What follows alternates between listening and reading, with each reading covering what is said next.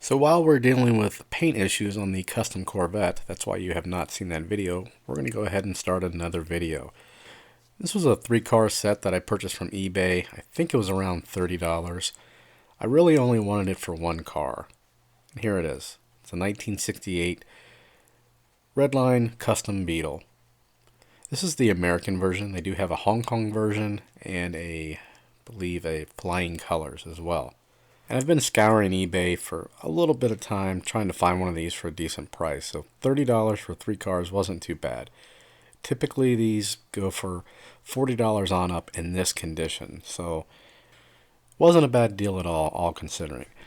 It's complete, the windows aren't cracked, the motor is not missing, and the side pipes are not missing as well. That seems to be pretty common with these. The motor falls out, the side pipes. So we're going to center punch the rivets like we always do. These are really small on this particular casting. I know I've mentioned before the red lines are really small. This is even smaller. And I'm doing this really slow. This is sped up 8 times. Here's how fast I'm actually drilling.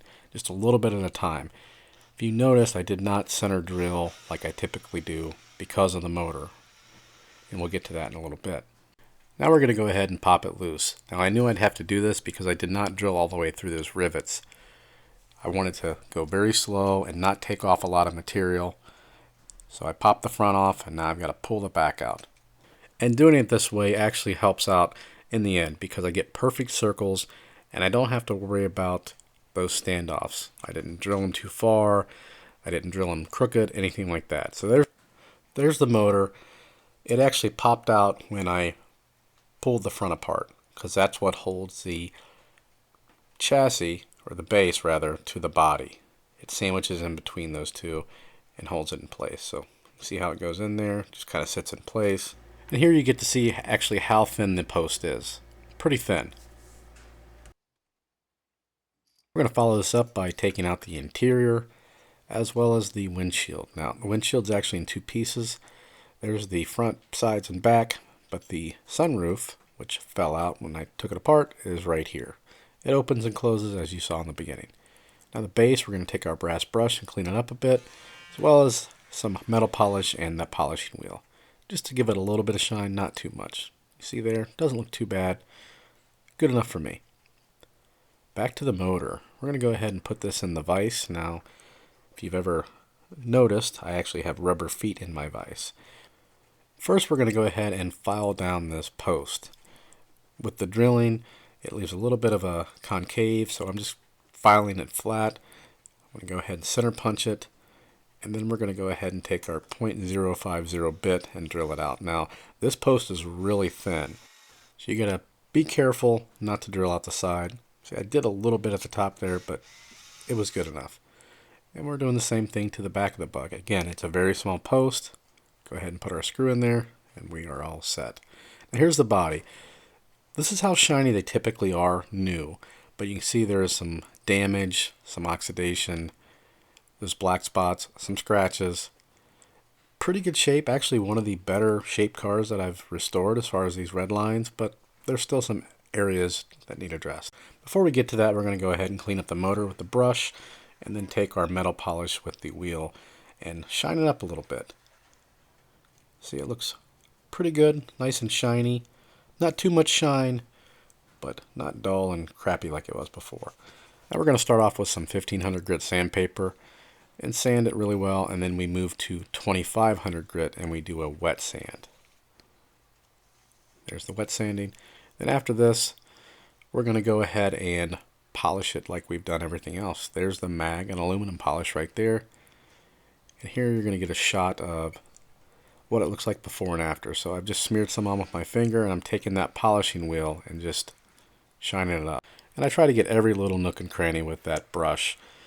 You can see we're doing the side, and I want you to see in a moment how shiny we actually get this. You can see my finger in the reflection. Almost a chrome finish, but not quite. And that's exactly where we want it. Just playing around. And here it is. See, it's not perfect because there are some scratches that I could not get out. You can see my camera there. You can probably make out my fat head. And after all that, we went ahead and painted it with some Spectraflame blue paint. Now I'm taking some polishing compound and we're going to buff it out. And I also actually do the same thing with wax. I'm using New Finish wax and I think Turtle Wax polishing compound. Here's the glass. It was scratch free, so I'm just cleaning it up with a dental brush. As well as the interior. It just needed a little bit of a clean. Go ahead and get that all nice and neat. And next we're going to go ahead and take care of the old wheels. I am cutting them off, but if you notice I don't go too deep. I just kind of cut them in half and peel them off. Reason being is this is actually not for my grandson, so I don't want to risk messing up those bearings. Go ahead and attach the new wheels. Now these are still the eBay wheels. More than likely I will replace these with some better reproductions from the Redline shop. And go ahead and reassemble. We'll start by putting the glass in first. And then we'll follow it up with the interior. And last but certainly not least, we'll go ahead and reattach the base. Once we have that in place, we'll take our 256 button head screws and we'll go ahead and drive those home. And after the back of the car is nice and snug, we'll go ahead and drop that motor in. Because remember, this is actually what holds the front of the base to the actual body. Go ahead and snug that up. Now this one you probably don't want to get too tight because that post is very thin. You don't want to strip it out. Done. There's the base. Looks pretty good. You can see those screws there. All the side pipes are nice and in place. Again, that's one reason why I got this particular casting on eBay. Sunroof still works. It looks pretty good. Now you'll notice a couple things. One thing, I didn't paint the headlights because I may repaint this one. The other thing is it's obviously not the right color. It was listed as blue, but it was more of an aqua, and I don't have that particular paint right now. So I'm going to have to pick that up from the Redline shop. And when I do so, I'll probably pick up some of those nicer reproduction wheels. But all in all, it looks really good in my opinion. And blue's my favorite color, so I may leave it this color. But as you can see, this is the original color. More of a teal or green, aqua, whatever you want to call it. Unfortunately, I'm a little bit colorblind with shades of colors. I can see the base color like a green or blue, but beyond that, it's a guess for me. Be sure to check out the links in the description. I'll have links to all the tools that were used in this video, so if you have a question about those, check out the description. The display stands in there, just about everything. And be sure to check out the channel on Instagram. I always put sneak peeks of builds before I upload a YouTube video. But back to the finished car. I really love blue. It's one of my favorite colors, and I like this one a lot, so I may not do a repaint. At any rate, thanks for watching.